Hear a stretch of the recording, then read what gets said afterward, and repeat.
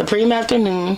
Welcome to Blunt Talk. Today we have a special guest, and she's an upcoming R&B artist, and I'm gonna let her introduce herself. Hi everyone, I'm Nabreee. I'm coming straight out of Wilmington, Delaware, and like she said, I'm an upcoming R&B artist, but there's so many things that I feel like I do. I feel like I wear so many different hats. I don't really like to box myself in, but that's definitely one of the things that I am or that I do. I also am a poet. I also draw, so I like to just say altogether like I'm just an upcoming artist. That's right. But yeah, straight out of Wilmington, Delaware, and just on a rise, just putting my experiences, my trauma, my pain, just everything that I've gone through, using that and turning it into art, literally. Turn all of that into art, turning graves into gardens. Okay, so we're going to get into that, and I'm glad that you brought that up on your own. I wanted to know exactly what brought you into poetry. What type of pain and stuff did you endure, if you don't mind sharing with us, that even brought you into the world of music and poetry? Well, I mean, I'm the oldest sibling. I'm the oldest sister on both sides. So off rip, when I say that, like, I'm pretty sure a lot of women out there, or just the older sibling, can relate to that. That comes with a lot. You automatically feel a sense of pressure to want to be good at everything, to want to accomplish everything, to just be a good example. So that was a lot. And then I went through different things in my relationships, as far as like with my parents and just family and stuff like that. Sexual assault. I went through emotional abuse, mental abuse, things of that nature, and all things that I 100% feel comfortable with talking about now. You know, I've gone to therapy. I've spent a lot of time reflecting. I've spent a lot of time being isolated, because I'm one of those type of people where it's just like, if I'm not right, I can't be around nobody. Like, I got to get myself all the way together before I can be in anyone's space. So I'm one of those type of people, but those are just, you know, that's the broad how old are you? Of things that I just turned 21, Capricorn season. Hey. January 2nd. Even though I'm a Leo, I'm saying hey. My mom's a Leo, period. So I want to say to you, you are brave. Thank you. And I want to say, even though we don't know each other, if this means anything, I'm proud of you. Thank you. I'm proud that you kept fighting. You didn't give up. You overcame a whole lot of things at a young age, just by you naming some of the things that you named to me just now. Yeah. And I would like to dig a little bit deeper into that, because that really molds a person. It does. So when it comes into things like that, no one can control exactly what it is that you feel, because at the end of the day, your feelings are always going to be valid. That's one thing. But no one can say they truly experience your experience, right, and can say that they actually know how you feel, because right, each person's feelings are different. Exactly. So I want to ask you, how old were you when you had your first SA situation? And we have to use abbreviations for social media purposes. So the very first time I experienced SA, I want to say I was 12 or 13 years old. And it was for terms COC, cousin on cousin. And it was one of those in the family type of situations, and it was the opposite gender. He was a few years older than me. I think he had to be like 18 or 19 while I was that age. And to this day, I don't fully remember it, and I don't know if, you know, according to my therapist, that's due to myself, like my brain trying to protect myself, and so it causes myself to not remember certain things, or if, actually I really don't know what else it could have been, but with that being said, I don't remember the full extent of what it was. I just remember waking up feeling a certain type of way, wrestling with telling my mom and different things like that, you know, because in black households, black families, that's a huge thing, especially because I'm Afro-Latina. That's also a huge thing. Like, they're so used to sweeping things under the rug, not really talking about things, keep things in the family. Whatever happens at your house stays at your house. And anybody that's in my family can attest that I've always been that type of person that I'm going to go against the grain. I'm gonna call a freaking turtle what it is. I'm gonna call a sheep what it is. Like, and I don't really get down with trying to keep things or trying to play around with things. Like, I'm really big on healing. I'm really big on exposing. I'm really big on getting to the bottom of things. I'm really big on communication. And so, without getting into any of that, like too deep into that, basically, that had happened. We tried to talk about it and move on, but nothing really came out of it. And then the second time was when I was... Wait, let's not get too far. Okay. So, when... Can I see that later? Yes. So, when you had that situation happen to you... Yeah. You said you did tell your mom. Mm-hmm. Okay, so when you told your mom, what was her response to it? So, it was so funny how the universe worked, because when I was telling her, she was actually out at the movies with him, or not with him, but with his mom and the rest of their cousins.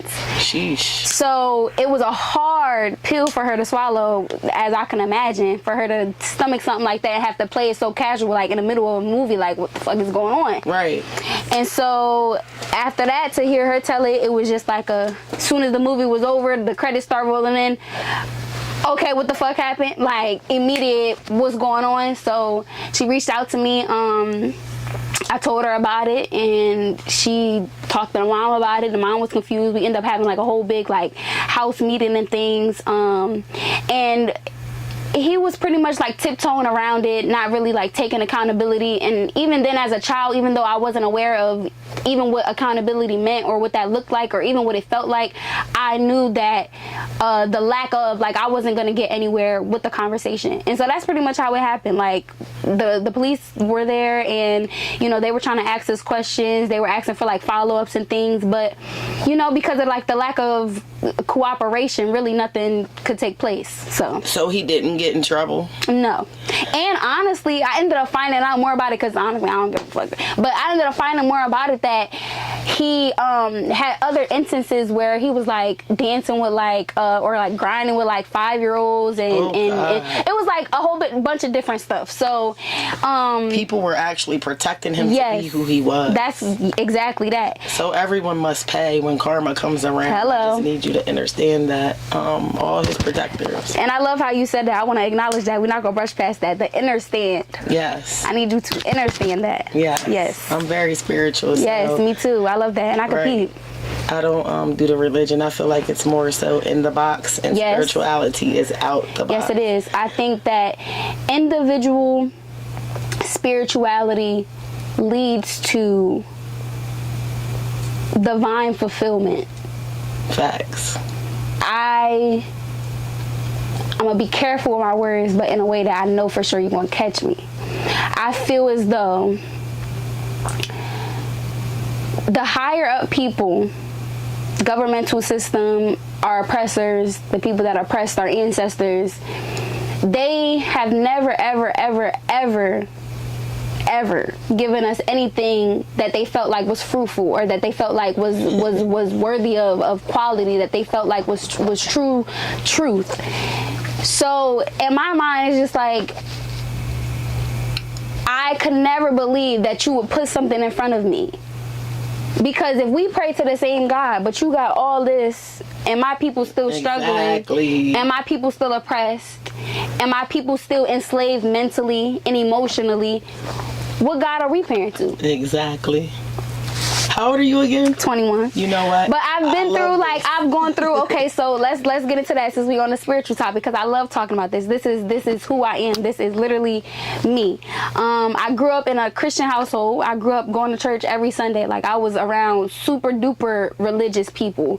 And then I was around those same people who then turned the leaf and tried to be more, what they call it, like kingdom minded, and non-denominational. However, still the same shit. Going to church every Sunday, systematic routines, giving parts of yourself, you know, different things of that sort.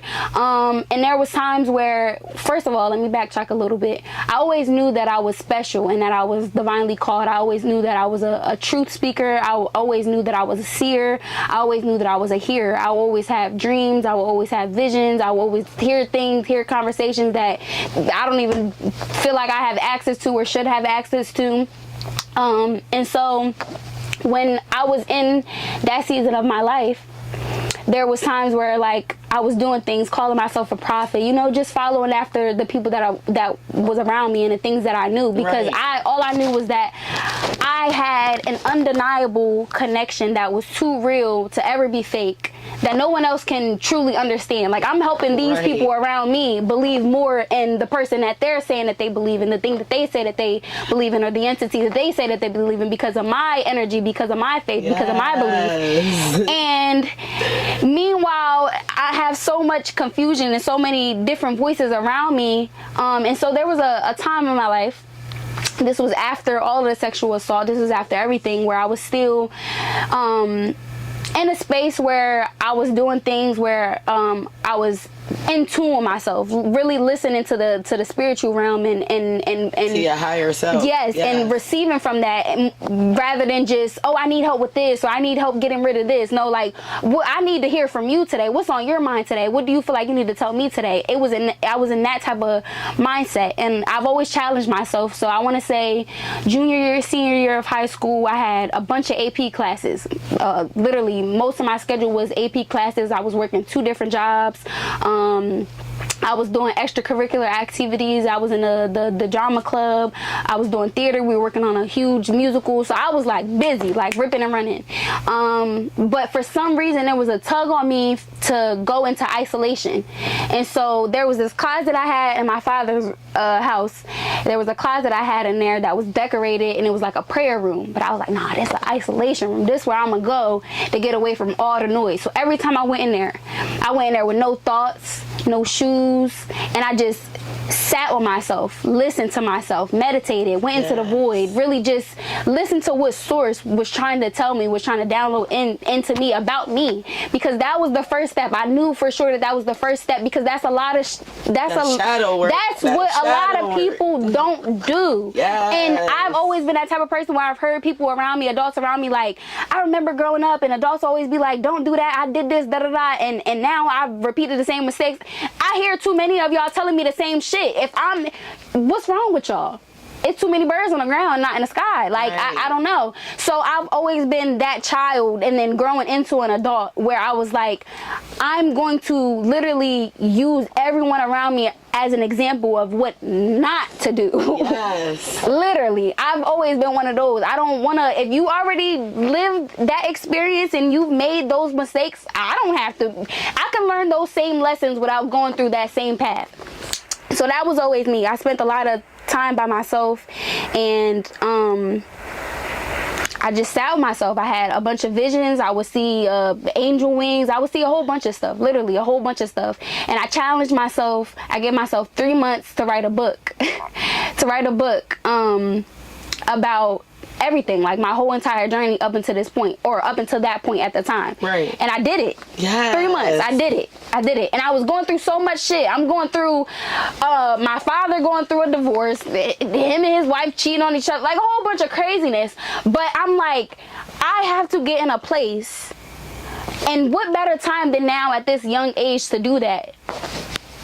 There's like so much that's waiting for me. I'm not waiting till I'm 30. I'm not waiting till I'm 60, 70. I'm hearing all these women in church telling me that they're 70 years old just now learning how to love themselves. It's foolishness. All these people telling me that I'm supposed to love myself and all this about self-love, but can't none of y'all tell me how to do that or what that even looks like. I gotta figure it out. It's on me. I need to cut you off real quick. Oh, go ahead, girl. Because you are taking this interview to a place that I never imagined it would go. Go ahead, girl. Because we cooking. Oh my gosh. This is so you need refreshing the lighter? to hear you speak like this. This is just so refreshing, because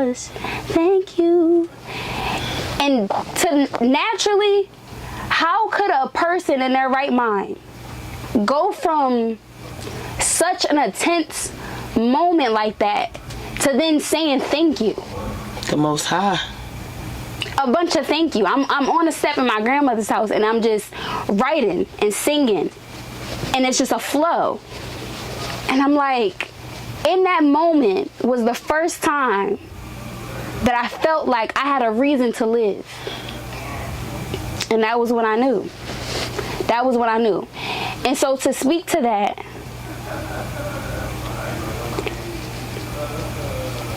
there was so many things that I went through before the age of 21 that had absolutely nothing to do with me, and had everything to do with the people that came before me. And what they didn't do, or what they failed to learn, or what they failed to accomplish. The demons that they failed to acknowledge. Those moments that they chose to abandon, because I feel like so many people before me or before us, they felt like they really had no choice. It's always, oh, I have kids, or I had this and I had to give up that. But it's like you had a choice at some point and you chose that choice, and now this is the outcome of such. You have a choice. There's always a choice.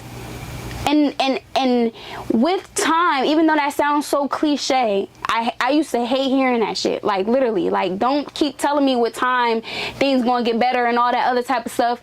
But honestly, so many people think that their purpose is this vast thing, but your purpose is you. Everyone's purpose is their individual selves to learn and to unlearn, to grow and to continuously evolve. Healing is not a line. It's a constant spiral that goes on and on and on and on and on. We were placed here to evolve, to grow, to change. We were never meant to be the same. And that's what drove me to obtain all of this wisdom, because when I read the Bible, I forced myself to read the Bible front to back, because my father did it. I said, if this man can do it, I can do it. I've always been one of those type of people. If somebody can do it, that's an example that I can do it. I forced myself to do it. And you know, I got to the end of that book. I got to Solomon. And that was the man in the Bible that they told us obtained everything. He had everything. Wisdom, riches, land. He had the perfect family. He had literally anything that you could ask for, Solomon had. But then Solomon is telling us, I had all that shit, none of that shit matters. Facts. That shit is like chasing the wind. Go read your Bible. That's exactly what he said. That's like chasing the wind. None of it matters. None of this matters. None of it. It's about inside. Yes. If I don't understand who I am and what I am and what I feel and what I think and what I believe, what I don't believe, like, and that really be what stops a lot of people from getting to this point of solitude, of pure, genuine peace, where you're okay, you're good. Like, if this is heaven, you get what I'm saying? Like there is no heaven and hell. This is heaven. It's a consciousness. This is heaven. This is heaven to me. I'm in heaven. I love my life. I'm enjoying my life. But people don't. But people don't get there because they find themselves like at the times where I found myself, and all I believed in was what I believed in around me. All I knew was Jesus. All I knew was this. And there was a point in college. I didn't even get to that point yet because I'm just flowing in things. But there was a point in college where I then took my shahada and decided to be Muslim because that made more sense. Because shit, y'all don't judge and y'all believe in all the prophets from Moses to, you get what I'm saying? But like, you did what you were supposed to do. But then after that, month after that, you saw everything. I did. You saw everything. I did. Until you got to what felt right. Right? Yes. Whew. A month, 3 months after that, I had a dream. I was sitting under a tree, and I was my younger self. And I was just hugging myself. I love you, I love you, I love you, I love you, I love you, I love you, I love you. And I said, that's enough. That's all I need. That's all I need. The kingdom of heaven is within. Now that right there, it's all within us. They never said that shit was outside of us. Jesus never wanted to be worshipped. Y'all seen one good, compassionate man and y'all said, yup, that's God. Hell no. He knew who he was. He took time and went into isolation and sought from source, from divine, and figured out who he was and sat with himself. He didn't say too much. He didn't do too much. That's why he could sit around sinners and all that other type of stuff like people try to throw around, because he knew himself. I don't have to fix and change myself or rearrange myself or change my language because I'm around you, or not hang around you because I know who I am. No. I don't have to do none of that because I know who I am, and I am who I am. If you catch what I'm saying. I definitely catch you. I just feel like that you're just me talking. And this is for the reason of the tears. Like your story of the essay, everything, like the family treatment, all that shit. Like, it was hard. Why are you repeating my story in front of me right now? Like, it's so many of us. It's so many of us. And that's what drives me, because there's so many people who took their lives and they did go through, and they didn't get to that point where they could, or realizing that some people just aren't meant to. How about that? Like, some people are really just NPCs out here. Some people just have no depth, and they're not meant to have no depth. Like, you get what I'm saying? Like, they just, everything is just everything. Every day is just every day. Holidays and holidays. Every year is every year. Like, I'm not that type of person. Dates to those shit anyway. I'm not that type of person. Every day ain't gonna be a good day, but there is good in every day, and that's what's important. And people don't. Some people don't realize it until it's too late. When you wake up, it's another day, and you don't have to bring yesterday into this new day. It's literally a choice. It's a new day. It's a whole new chance. Like, you don't have to carry those emotions, and that's why it's important to keep your throat chakra open, because when you try to keep peace around you, you cause a storm within inside yourself. And like you said earlier, your whole goal and everything about you is you. You're supposed to make sure you're happy. That's the assignment. That's your assignment. Yes. You're your assignment. Yes, not everybody else. Logically speaking, though, like, language and everything aside, doesn't it make sense? Yes. I can't be any good to anybody or anything if I'm not good. Yes. I literally can't. How is it possible? How is it possible? And so many people get so comfortable with just taking on so many labels as their identity. And that was me at a point. Like, those essay moments, that was me. That was who I was. Hell nah.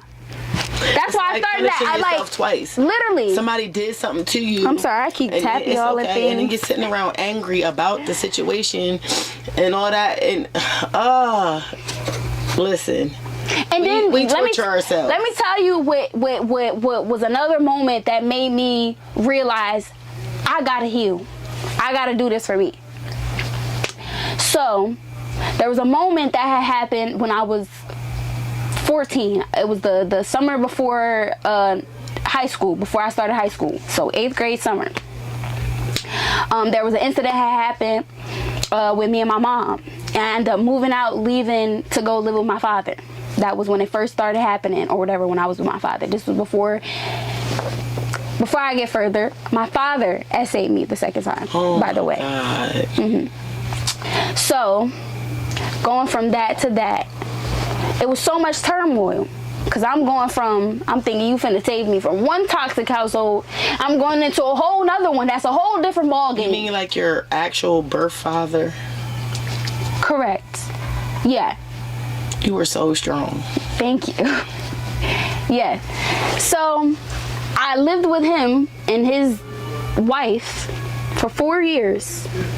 And throughout that time, not the whole entire 4 years, because like I said, the last maybe 1.5, 2, when I was in junior year, high school, senior year, when everything happened. And I could get in that too, because that was when my life started to get, it was a beautifully imperfect, perfect little journey routine going on. But I was living with him, and I remember just holding on to so much. I didn't even have any answers to any of the questions that I had for my mom. I didn't know what I wanted. I didn't know what I wanted to hear. I didn't know if I wanted to hear anything at all. I didn't know anything. But I was holding on to all of that. And things started to get progressively worse while I was with my father. They was going through cheating and things, and his wife, I was waiting for money from my godmother that died when I was 5 years old. And I didn't have no plans to go to college. Mind you, I told y'all, I've been in AP classes. From high school to college, I was always in AP classes. I've always been smart. Senior year of high school, I was turning 18. I had money coming in from my godmom that died when I was 5. 4.2 GPA. But I had no plans on going to college because, like I said, I was already experiencing so much confusion with everything. All I wanted to do for a year after school was just travel, see the world, and just clear my mind. That's all I wanted to do. I had no plans on going to college, but I had a 4.2 GPA. I'm going through all of this, missing days of school because I'm comforting her because she cheating on him and he having dreams. It was a whole bunch of stuff. Not to get into their business. I'm not going to put their business on Front Street. That's their story to tell. But nonetheless, I was holding on to all that stuff. I ended up meeting who I now call my little sister. I ended up meeting this girl younger than me named Zion. And she was close to my younger brother at the time.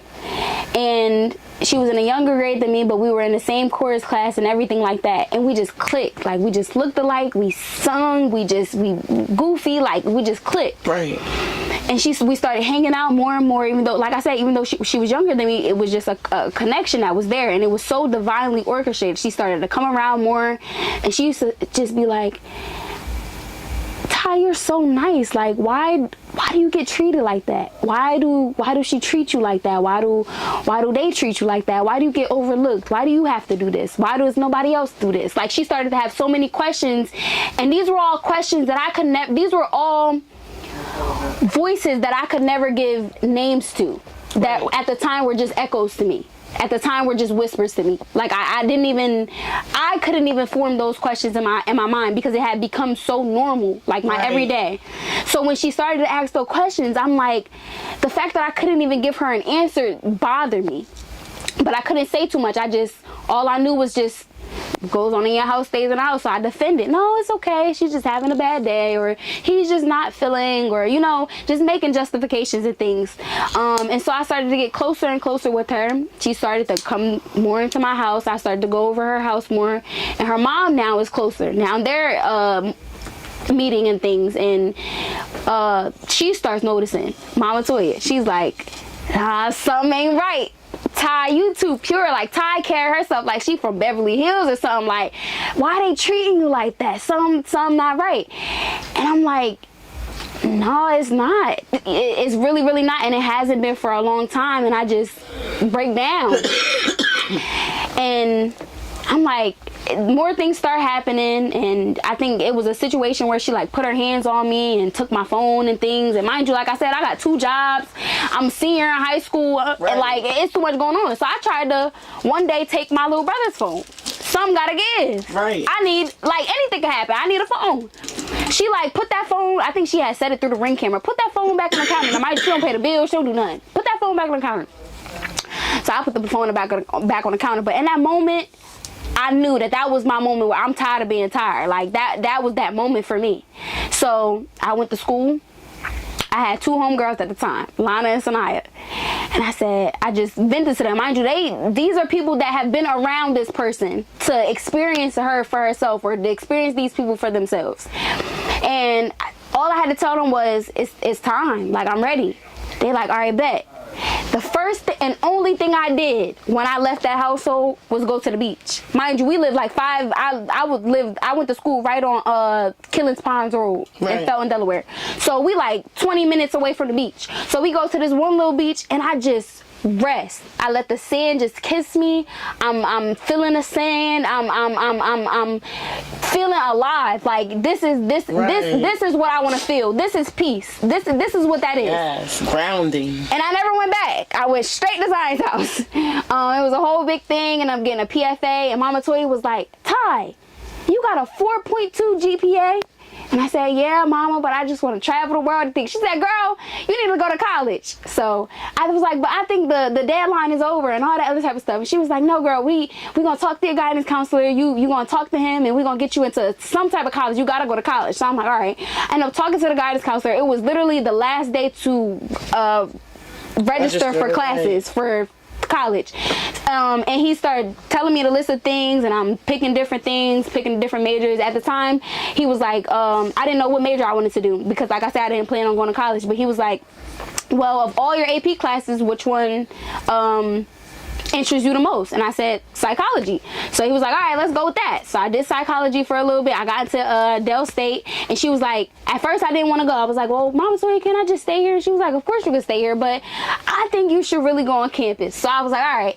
So I ended up going on campus, but that was very, very new for me. I was still kind of talking to them, but it was weird. I was literally on campus, and I'm okay with telling this because I heal out loud. Y'all need to heal out loud. I'm not sugarcoating shit. I said what I said. It happened. It is what it is. And I had people that was there that said it happened. So, but the day I moved into college, I was still trying to be cordial with my father. I moved into college, and my ex-best friend was there. And I had on shorts. It was a calm day outside. Everybody, the girls had on shorts and tank tops and things. Like, we moving in, we comfortable. Like, we picking up shit and bringing them into hot ass rooms and things. Like, we comfortable. He makes a comment, you just want to be seen. Like, you just always looking so promiscuous and things. Like, something to that sort along the line. I'm paraphrasing. But I remember my homegirl at the time, she looking at him like, why? Like, you know, like, in a sense of like, you like always sexualizing me. Get that out of there. So I'm like, all right, I'm cool. I don't need your help no more. I'm cool. So I ended up moving everything out. Boom, bop, bam. So all that happened. And I ended up going to college and stuff. And it was a situation. I ended up going through my first relationship that was toxic as fuck. I ended up hearing more shit about my father. Like I said, I'll let other people tell their story, but I ended up hearing more shit about him that ended up triggering that same shit. And I called Mama Toya. I remember right outside of Jenkins. I called her 3 o'clock in the morning, crying, bawling my eyes out. And I said, I gotta go to therapy or something. Like, I can't keep doing it. Something is not right. Like, I feel like too many things outside of me are driving my emotions, or it's gonna drive me insane. Like, I'm literally gonna go crazy. So she was like, I want a way to pick you up, and first thing in the morning, we're gonna find you a therapist. Found me a therapist. It was, we went through a little list because she ended up started working at DSU. Found me a therapist.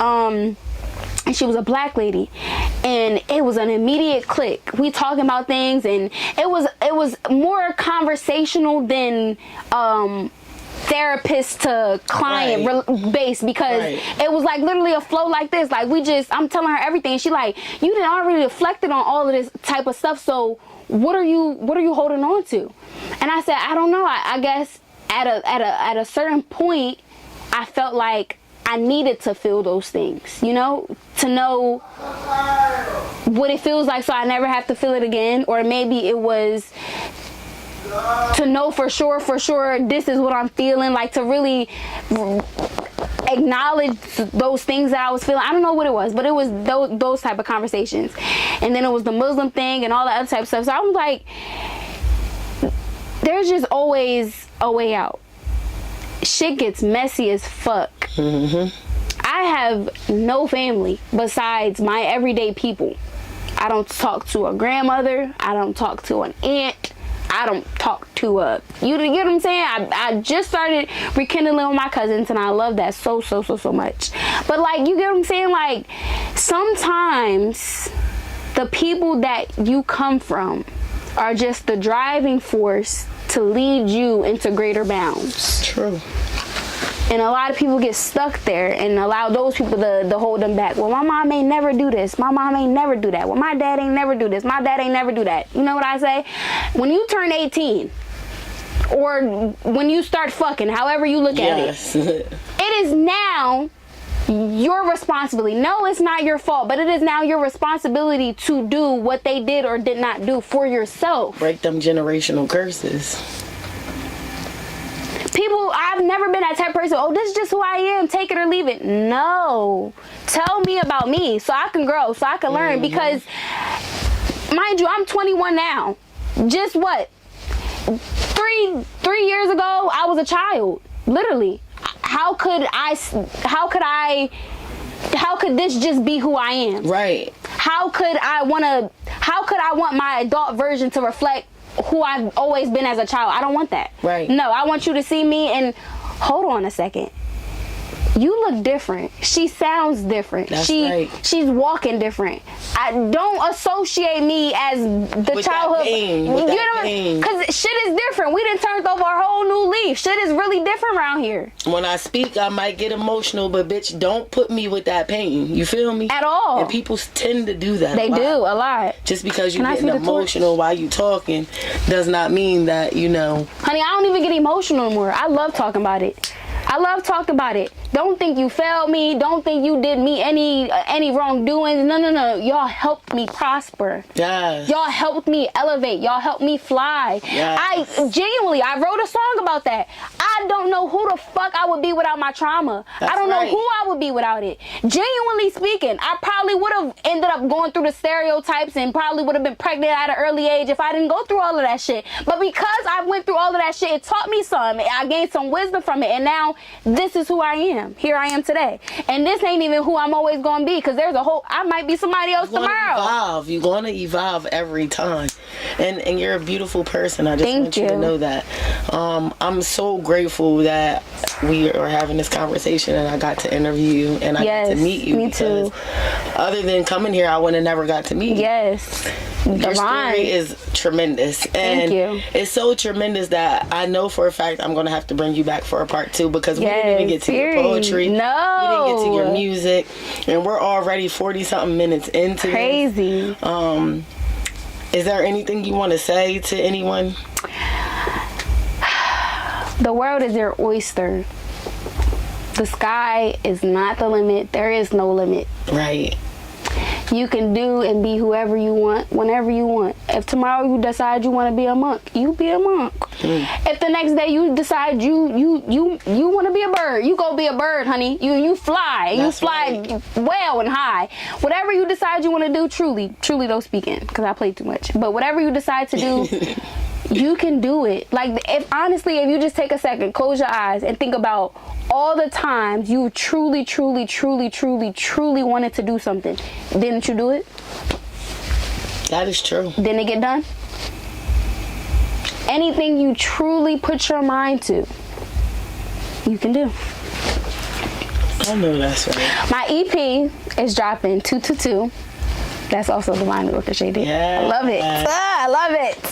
222, February 22nd, 2026. It's called After the Crash, which literally summarizes all it is. After the crash. Yes. Like, literally. I love it. After the crash. After this EP drops, I don't want to talk about shit in the past. Leave it in the past. That's right. Leave it in the past.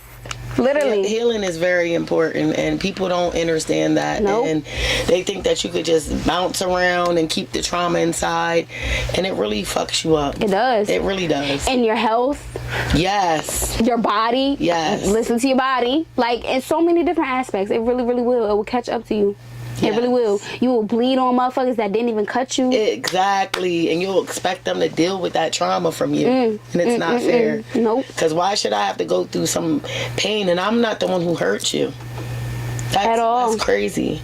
I'm glad you said that. Sometimes, because you get so used to that, I had to get to that point too. Sometimes you get so used to people like that and experiencing people like that, where you have to take a moment and realize, damn, I might have hurt somebody too. I might have hurt a couple people too. I had to really swallow that pill. Yes. It's some things that I did truly that really have hurt some people, and I accept that. I take that on the chin. All the motherfuckers that I hurt, I've apologized to. Call my bluff. That's right. Call my bluff. Or I've attempted to have a conversation with you. Right. And that's the only way to truly be healing or be a healer, because you have to dissect each part of yourself. And if you expect people to accept you fully, you have to be authentic. And in order to be authentic, you have to go back and say, I apologize. Literally. And I've done the same thing, and it's so rewarding and refreshing. And if they accept it, they do. And if they don't, they don't. Literally. There's nothing you can do after that point. So, and I tell people all the time, right?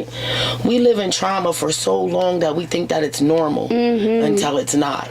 You get what I'm saying? Can't even imagine a healed version of ourselves. Yes, because we think that trauma is normal until it's not. again, much gratitude for coming on Blunt Talk. Yes. And I have to have you back for a second part because I got to get for into sure. your poetry. We have to. Into other things that we talked about. Maybe it's going to be a part 3 too. Who knows? Who knows? We're going to see y'all. We just going to voice. flow. I've heard a little bit and I can't tell the public. Plus you sang for us here. Look out for her, y'all. Please. She's a beautiful young lady coming up. Yes. And young woman, because you are a woman. You're 21.